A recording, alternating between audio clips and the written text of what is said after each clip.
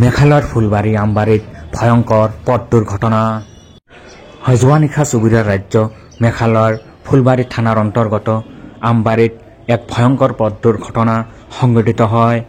এখন শিলভৰ্তি ট্ৰাক ফুলবাৰীৰ পৰা হেলিডিগঞ্জলৈ গৈ থকা অৱস্থাত নিয়ন্ত্ৰণ হেৰুৱাই দুৰ্ঘটনাত পতিত হয়। শিলভৰ্তি ট্ৰাকখন আহিতন নামৰ এগৰাকী বিধৱা মহিলাৰ ঘৰৰ ওপৰত বাগৰি পৰে। ফলত মহিলাগৰাকীৰ কোনোমতে প্ৰাণ ৰক্ষা পৰে যদিও আইতাগৰাকীৰ বিস্তৰ ক্ষতিসাধন হয়। সংবাদ মাধ্যমৰ সন্মুখত আইতাগৰাকীয়ে দুখ প্ৰকাশ কৰে। আজি ইয়াত কি হৈছে? আমার ঘর বাড়ি সব ভাঙছে, চৌরাই চৌরগুলো সব গেছে। তার পাশে ফিরি আমার জিনিস জানা যা আছে তা মান গেছে। আমার সব দেওয়া নেই।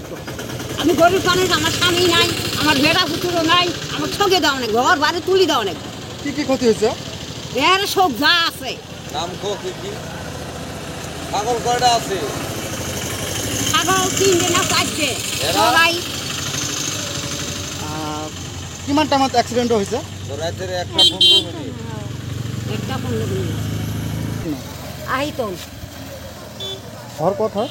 হ্যাঁ, একটু জায়গার নাম কি? জায়গার নাম আমবাড়ি। আমবাড়ি। থানা কি পড়ে?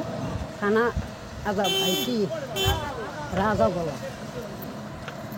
নিউজ কেয়াৰ 24 সত্যৰ সন্ধানত অবিৰত যাত্ৰা।